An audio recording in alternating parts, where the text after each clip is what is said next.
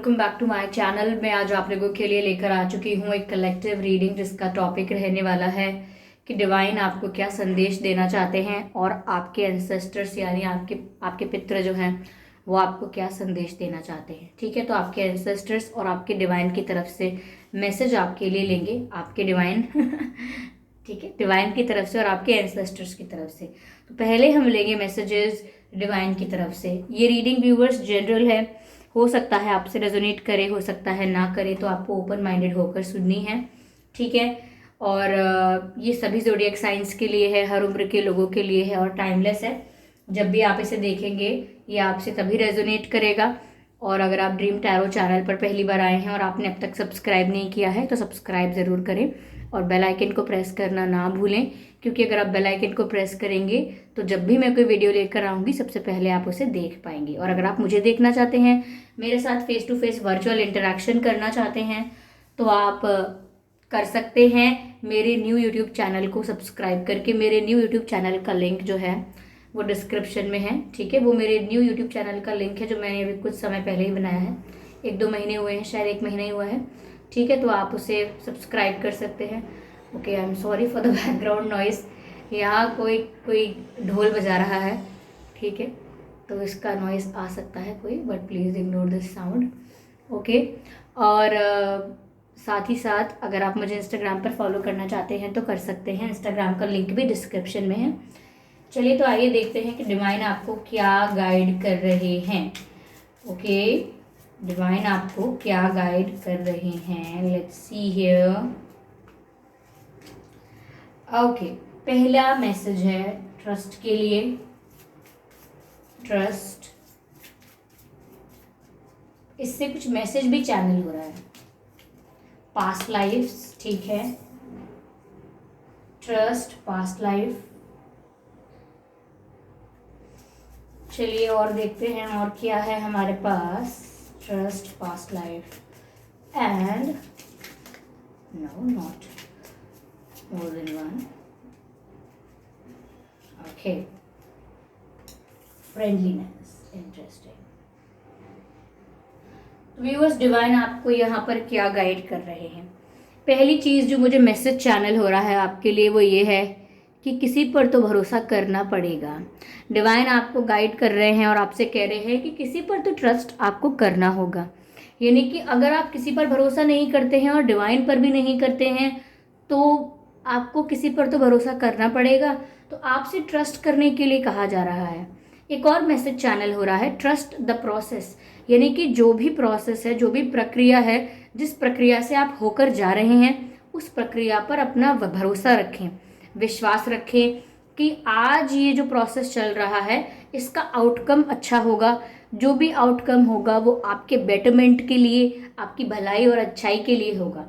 तो यहाँ पर डिवाइन आपसे कहना चाहते हैं कि व्यूअर्स, आपको भरोसा करना सीखना होगा। मैं ये नहीं कह रही कि आपको कभी भरोसा करना आता ही नहीं था। ऐसा लगता है जैसे किसी पास्ट एक्सपीरियंस की वजह से, कोई बिटर मोमेंट्स की वजह से आप भरोसा करना चाहते नहीं हैं, आप भरोसा करने से डर जाते हैं। आप भरोसा करने से पहले ये सोचने लगते हैं कि जिस पर भरोसा करो वो भरोसा तोड़ देगा, जिस पर विश्वास करो वो ज़रूर धोखा देगा। तो आप इन चीज़ों से थोड़ा डरे बैठे हैं, मन में एक डर बैठा हुआ है। इस बात को लेकर आप किसी पर भरोसा करते नहीं हैं और करना चाहते नहीं हैं। इस बात में अपनी सहूलियत समझते हैं आपकी, मेरा कंफर्ट है, मेरी सहूलियत इसी चीज़ में है कि मैं किसी पर भरोसा ना करूं। लेकिन यहाँ पर डिवाइन आपसे कह रहे हैं कि आप डिवाइन पर ट्रस्ट रखें। एक प्रोसेस चल रही है आपके जीवन में आगे बढ़ने की, ठीक है, उस प्रोसेस पर ट्रस्ट करें। आपके जीवन में अगर कोई पहले बुरा टाइम आया था वो आपको अब स्ट्रॉन्ग बना चुका है और आज आप जो फेस कर रहे हो उसके बाद फ्यूचर में आप और ज़्यादा स्ट्रॉन्ग और ज़्यादा ब्रेव होने वाले हो। तो यहाँ पर डिवाइन आपको कह रहे हैं ट्रस्ट द प्रोसेस और किसी पर तो आपको भरोसा करना होगा।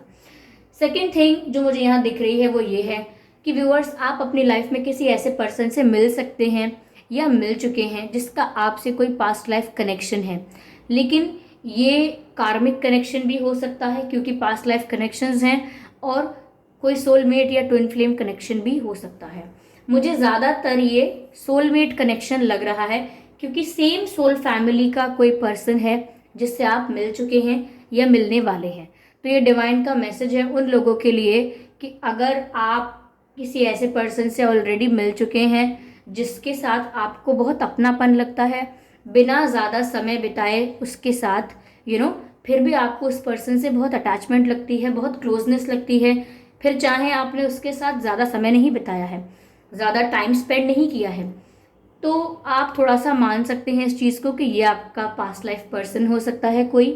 ठीक है, बहुत सारे लोगों के लिए कोई कार्मिक पर्सन भी आ सकता है लाइफ में, जो आपको कुछ लेसन्स देकर जाएगा, कोई सीख देकर जाएगा। और वो काफ़ी लोगों के लिए ऐसा हो सकता है कि कोई कार्मिक पर्सन ऑलरेडी आ चुका है। तो ये दोनों सिचुएशंस अलग अलग हैं। सोल फैमिली जो होगी, सोल मेट जो होगा, उसके साथ आपको अपनापन, एक कंफर्ट महसूस होने लगेगा। और ये जो कार्मिक पर्सन है, इसके पीछे आप भागेंगे बहुत, और ये आपको बहुत नाच नचाएगा और आपको सीख मिलेगी कि आपको क्या नहीं करना था, क्या करना था। तो आप इस कार्मिक पर्सन के पीछे बहुत भागेंगे, चाहे आकर्षण में भागें, उससे आकर्षित होके, या उस सोच के कि मैं उससे बहुत प्यार करता हूँ या करती हूँ, या कैसे भी आप उसको चेज़ बहुत करेंगे और वो पर्सन आपको बहुत नाच नचाएगा। और उसके बाद आपको जो कार्मिक लेसन्स मिलने हैं वो मिलेंगे। कोई पर्सन आपकी लाइफ में इसलिए भी आ सकता है क्योंकि वो आपको कोई टीचिंग देगा, कुछ सिखाएगा। साथ ही साथ व्यूअर्स, डिवाइन आपसे कह रहे हैं कि आपको मिलजुल के रहना होगा। सपोज आपको शोर शराबा नहीं पसंद और किसी को लाउड म्यूजिक पसंद है, तो क्या आप इसको एक रीज़न बना लेंगे, कारण बना लेंगे, एक दूसरे के बीच बैरियर का, एक दूसरे के बीच गैप का कारण बन जाएगा कि भाई आप तो लाउड म्यूजिक सुनते हैं, हमें शांति पसंद है। ऐसा नहीं होना चाहिए।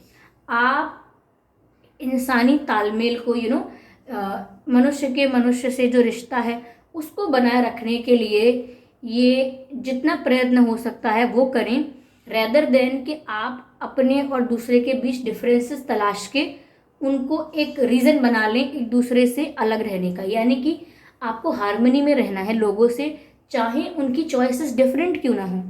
एक्सेप्ट करना है कि भाई किसी को लाउड म्यूजिक पसंद हो सकता है, अगर मुझे शांति पसंद है तो इसका मतलब ज़रूरी नहीं कि सबको शांति पसंद है। ठीक है, तो बहुत सारी चीज़ों को लेके आपको एक्सेप्टिंग, ओपन होना पड़ेगा और अपना ये जो डिस्क्रिमिनेटिव माइंड है इसको साइड रख के लोगों के साथ तालमेल में आना होगा, हार्मनी मेंटेन करनी होगी, ऐसा करना होगा। ठीक है, यानी कि कुछ उनमें भी बात होगी कि उनमें अच्छाइयाँ हैं, बुराइयाँ हैं, कुछ आप में भी ऐसा होगा। और यही बेसिक बात को कॉमन मानते हुए कि चलिए म्यूज़िक टेस्ट डिफरेंट हो सकता है, फूड टेस्ट, ड्रेसिंग का जो हमारा प्रेफरेंस है वो डिफरेंट हो सकता है। ठीक है, पर्सनालिटी भी डिफरेंट हो सकती है, लेकिन एक चीज़ तो कॉमन ये है कि आप दोनों हार्मनी मेंटेन करना चाहें। ठीक है, एक चीज़ कॉमन तो ये है कि आप दोनों ह्यूमन हैं, तो कॉमन चीज़ों पे ज़्यादा ध्यान दीजिए रेदर देन कि जो चीज़ें आपको एक दूसरे से अलग करती हैं उन पर ध्यान दें। और ये सिर्फ एक रोमांटिक पार्टनर के लिए कही गई बात नहीं है, ये हर पर्सन के लिए यही बात है। अक्सर भाई उन्हें वो पसंद है, मुझसे तो वो नहीं होता, ये कहकर एक दूसरे के बीच डिफरेंसेस क्रिएट करना बहुत आसान है, लेकिन डिफरेंसेस होने के बावजूद, डाइवर्सिटी होने के बावजूद एक दूसरे को एक्सेप्ट करना, एक दूसरे की चॉइसेस के लिए ओपन रहना, ये हार्मनी मेंटेन करता है। तो आपसे डिवाइन कह रहे हैं कि आप हार्मनी मेंटेन कीजिए। Okay, that was the divine message. काफ़ी शॉर्ट मैसेजेस मैंने लिए हैं, किसी दिन इस पर pick a pile type video बनाएंगे। ठीक है, चलिए अब यहाँ पर हम देखते हैं कि आपके एंसेस्टर्स जो हैं वो आपको क्या गाइड कर रहे हैं। ठीक है, आपके एंसेस्टर्स आपको क्या गाइड कर रहे हैं, आपके एंसेस्टर्स आपको क्या बताना चाहते हैं, ये भी बहुत इंपॉर्टेंट है। Let's see. अच्छा, बहुत ही स्मॉल ग्रुप ऑफ पीपल है जिनको डिवाइन गाइडेंस और एंसेस्टर्स मैसेजेस और जो भी स्पिरिट कॉल्स होते हैं ये वीडियो ज़्यादा पसंद आते हैं। आई एम नॉट सेइंग कि क्या कहते हैं कि आने चाहिए, नहीं आने चाहिए, लेकिन कुछ स्मॉल ग्रुप ऑफ पीपल हैं हमारे सब्सक्राइबर्स में जिन्हें ये वीडियो ज़्यादा अच्छे लगते हैं और वो मुझे फ्रीक्वेंटली कमेंट करते हैं कि मैम इन टॉपिक्स पर वीडियो ज़्यादा बनाइए। लव रीडिंग भी अच्छे लगते हैं पर इन टॉपिक्स पर भी वीडियो ज़्यादा बनाइए। तो व्यूअर्स क्या कहते हैं आप लोग ही बताइए, ठीक है, क्योंकि मैं लेकर आती रहती हूँ इस टॉपिक पर वीडियो। हाँ, फ्रीक्वेंटली नहीं आता है तो मैं कोशिश करूँगी कि मैं ज़्यादा से ज़्यादा प्रोवाइड करूँ आपको ये वीडियोस। चलिए देखते हैं कि आपके एंसेस्टर्स आपको क्या गाइड कर रहे हैं। Let's see. पहला कार्ड है वाइट विच का। वाइट विच का कार्ड है be the light. Okay, be the light, beautiful beautiful. Even I can see the butterfly in her hairs, beautiful. Elder, देखिए एंसेस्टर की बात आई और एल्डर्स का कार्ड आ गया, ब्यूटिफुल।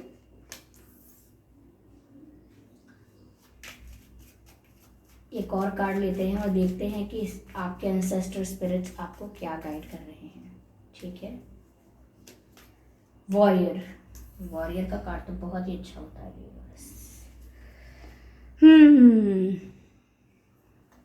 ओके, ठीक है। तो पहला आपके लिए संदेश है आपके एंसेस्टर्स की तरफ से, बी द लाइट, यानी कि पहले तो ये आपके अंतर मन के लिए है जिसमें अंधकार, डार्कनेस हो गई है अपने दिल में, अपने मन में। वहां पर आपको पहली बार लाइट करनी है, यानी कि रोशनी करनी है अंधेरे दिमाग में या अंधेरे दिल में, या कोई ऐसा दिमाग में आपके एरिया है या मन में कोई ऐसी बात है जिसमें आपको ऐसा लगता है सब नेगेटिव है, सब डार्क है, कुछ चेंज भी नहीं हो रहा, मेरी लाइफ में कोई चेंज भी नहीं आ रहा, कुछ अच्छा हो भी नहीं रहा है, लाइफ खराब से खराब होती जा रही है। शायद आपने किस्मत को दोष देना भी शुरू कर दिया है कि मेरी किस्मत ही खराब है, मेरा भाग्य ही खराब है, पता नहीं किस समय मैंने जन्म लिया। तो ऐसी ऐसी उल्टी सीधी बातें अगर आप करने लगे हैं तो आपको ऐसा नहीं करना है। आपको पहले अपने लिए लाइट बनना है, फिर दूसरों के लिए लाइट बनना है। लाइट जो उजाला लेकर आए, अंधेरे कमरे में अंधेरी जगह पर उजाला लेकर आए, वो है लाइट। तो पहले आपको अपने जीवन में उजाला लेकर आना है और फिर उसी उजाले को आपको अपने आसपास के लोगों में बिखेरना है। ऐसे आपके एंसेस्टर्स कह रहे हैं, आपके एंसेस्टर्स आपको गाइड कर रहे हैं कि आप सक्षम हैं अपने आप को इस डिप्रेशन से बाहर निकालने के लिए, अपने आप को इस पेनफुल सिचुएशन से बाहर निकालने के लिए। और फिर जैसे ही आप हील हो जाते हैं, जैसे ही आप हील हो जाते हैं तो फिर आप अपने आसपास के लोगों को भी हील करना शुरू करेंगे, अपनी फैमिली को भी हील करना शुरू करेंगे। तो यहाँ पर आपकी हीलिंग की बात की जा रही है। दूसरों के लिए भी आप एक एग्जाम्पल बन सकते हैं, एक इंस्पिरेशन बन सकते हैं, ऐसा आपके एंसेस्टर्स आपको गाइड कर रहे हैं। साथ ही एल्डर का कार्ड है जो कहता है मूव बियॉन्ड एंसेस्ट्रल पैटर्न्स, यानी कि आपके एंसेस्टर्स कह रहे हैं कि जो हमेशा से चला आ रहा है आपके घर खानदान में, कोई ऐसा टॉक्सिक पैटर्न है, कोई ऐसा नेगेटिव ट्रेट है, कोई ऐसी बैड हैबिट है जो आपके खानदान में, आपके दादाजी, परदादाजी और उनके ऊपर जो ग्रेट ग्रैंडफादर्स हैं, वहाँ से जो ये चीज़ चली आ रही है, कोई ऐसी ट्रेट है, कोई ऐसी हैबिट है, कोई ऐसा है, जैसे किसी परिवार में ऐसा होता है। मैं आपके लिए नहीं कह रही हूँ, ये एक एग्जाम्पल के लिए कह रही हूँ। बहुत परिवारों में ऐसा होता है कि जो घर की महिलाएं होती हैं उनका बहुत अनादर किया जाता है, अपमान किया जाता है, या जो हस्बैंड अपनी बीवी को गालियां देता है या मारपीट करता है उसके साथ, ठीक है, या क्या कहते हैं, कोई पिता अपनी बेटियों को बहुत ज़्यादा सुना के रखता है या उनके राइट्स को दबा के रखता है, ये कोई भाई अपनी बहन को बहुत ज़्यादा वो करता है। तो ये एक फीमेल को डिसरिस्पेक्ट करने का जो घर में एक वो बन जाता है कि ऐसा काफ़ी समय से हो रहा है, तो वो इंसान अपनी ही जनरेशन खराब कर देता है, ख़त्म कर देता है, यानी कि अपने ही डिक्लाइन की ओर बढ़ने लगता है। नॉट फॉर लाइक के फीमेल के संग ही, अलग अलग केसेस में अलग अलग लोगों के संग होता है। तो मैंने काफ़ी केसेस में ऐसा सुना है, जैसा एग्जाम्पल दे रही हूँ कि कोई अगर हस्बैंड अपनी वाइफ को मारता है, सुनाता है, तो ऐसा जो लोग करते हैं, जो अपने ही घर में इस तरीके का बिहेवियर करते हैं, तो वो एक टॉक्सिक पैटर्न बन जाता है जो जनरेशन टू जनरेशन आगे बढ़ता चला जाता है, आगे ग्रो करता चला जाता है, और उसके बाद वो अपनी ही जनरेशन को ख़राब कर देता है। और ऐसे और भी पैटर्न्स हैं, ऐसे और भी चीज़ें होती हैं, जैसे कि मान लीजिए कि आपके जैसे कि दादा हैं या परदादा जी थे, कोई थे, वो बहुत ही किसी चीज़ पर फेथ रखते थे, वो बहुत ही उस चीज़ को परिवार के लिए मानते थे। लेकिन फिर जनरेशन ग्रो करती है और वो अपने पुराने पूर्वजों की उन चीज़ों को कुछ ऐसा कहते हैं कि कुछ ऐसा होते आना जो आपकी जनरेशन को ख़राब कर रहा है और वो रिपीट हो रहा है। ये आपको आइडेंटिफाई करना है। मैं कितने ही एग्जाम्पल दे दूं, इसीलिए मैंने दिया नहीं ये वाला एग्जाम्पल, मैं रुक गई हूँ, क्योंकि मैं कितने भी एग्जाम्पल दे दूं आपको एक एग्जाम्पल से समझ में आ गया होगा कि कैसे हम फैमिली लाइन में प्रॉब्लम क्रिएट कर देते हैं, या हमारे एंसेस्टर्स ही फिर हमें गाइड करते हैं कि आपको इस चीज़ के बियॉन्ड जाना होगा। किसी को तो इसके खिलाफ खड़े होना होगा, या किसी को तो ये जो गलत चीज़ चल रही है इसको तोड़ना होगा। ठीक है, तो अलग अलग लोगों के परिवार में अपने कल्चर, अपनी फैमिली ट्रेडिशन और बिलीफ सिस्टम्स के हिसाब से चीज़ें करते हैं सब, और अपने आप ही आइडेंटिफाई कर सकते हैं कि इतने समय से ये जो होता आ रहा है ये गलत होता आ रहा है, ऐसा नहीं करना है हमें, फिर उसे चेंज करते हैं। तो समय आ गया है, कोई टॉक्सिक एंसेस्ट्रल कोई पैटर्न ऐसा चला आ रहा था अब तक, उसको ख़त्म करना है आपको। साथ ही साथ यहाँ पर आपको वॉरियर के लिए मैसेज दिया जा रहा है, be fearless and stand strong. यानी कि मुझे ऐसा लगता है कि आपके रिलेटिव्स भी आपको कोई टफ टाइम दे रहे हैं, या आपके करियर में, लव लाइफ में कोई टफ टाइम चल रहा है जहाँ पर आपको लगता है कि पता नहीं आपका क्या होगा, और आप अपनी बातों से मुकरने लगे। यानी कि आपने कुछ कहा, फिर किसी और ने बोला अरे अरे ऐसा करोगे फिर तो पक्का नुकसान होगा, तो फिर आपने बात चेंज कर दी, नहीं नहीं मैं ऐसा नहीं करूँगा, वो तो मैंने बस ऐसे मजाक में बोला था, चेंज कर दिया आपने। या फिर आपने किसी को चूज़ किया कि ये पर्सन अच्छा है, मुझे शादी करनी है इससे, लेकिन किसी रिलेटिव ने या किसी और ने बोला अरे इससे शादी करोगे, अरे इससे शादी करोगे तो घर में इतना ज़्यादा कलेश होगा, इतना ज़्यादा लड़ाई होगा कि तुम ना हैंडल नहीं कर पाओगे, तुमने सोचा भी कैसे, इतनी घटिया चॉइस, आप फटाफट बात चेंज कर दोगे। अरे हाँ हाँ आप सही कह रहे हो, वो तो मैंने इसलिए बोला था कि ऐसा कर लेंगे वैसा कर लेंगे। तो यानी कि आपको अपनी बात पर अड़े रहना है। मैं ये नहीं कह रही कि कुछ भी उल्टा सीधा बोल के अपनी बात पर अड़े रहिए, ज़िद्दी हो जाए, नहीं। लेकिन अगर आप कोई सोच समझ के, एनालिसिस करके, अपनी इंट्यूशन की सुन के कोई फैसला लेते हैं तो झट से उसे चेंज नहीं करना है, क्योंकि लोग कहते हैं। ठीक है, बात को पलटिए मत, बार बार बात नहीं पलटिए, क्योंकि इस वजह से आपकी पर्सनैलिटी वीक दिख रही है। सपोज आपने बोला कि मुझे आज कॉलेज जाना है या मुझे आज मार्केट जाना है, और आपने किसी से पूछा कि आप साथ चलेंगे, किसी ने बोला अरे अभी क्यों मार्केट जा रहे हो, बिल्कुल नहीं जाना चाहिए, मुझे भी कुछ सामान लेना है लेकिन मुझे उस तारीख को लेना है, मैं 4 दिन बाद खरीदूंगी, तभी चलेंगे, अभी आप मत जाओ। तो इतनी जल्दी आपको डिसीजन चेंज नहीं करना है। आप कह सकते हैं कि आप तब चले जाइएगा, मुझे आज तो काम है, मुझे आज जाना है। तो आप लोगों की बातें सुन के अपना डिसीजन छोटी छोटी बातों के लिए भी चेंज करना बंद कर दीजिए, क्योंकि इससे आपकी पर्सनालिटी वीक होती है।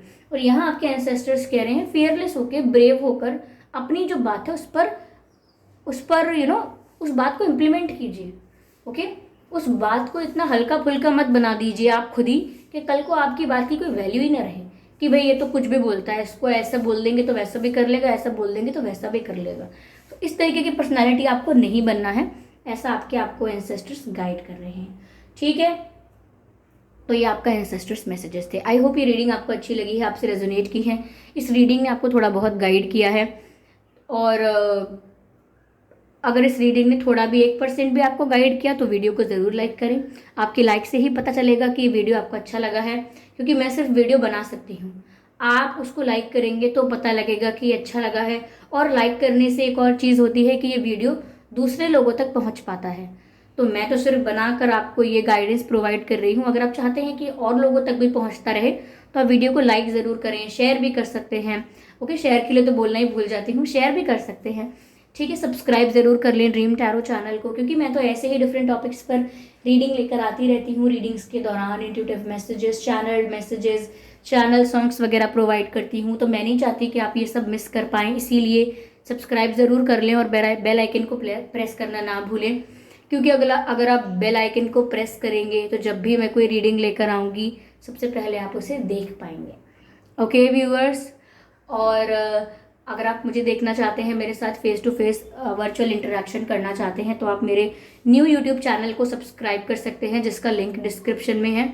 ठीक है, और अगर आप मुझे इंस्टाग्राम पर फॉलो करना चाहते हैं तो कर सकते हैं, उसका भी लिंक डिस्क्रिप्शन में है।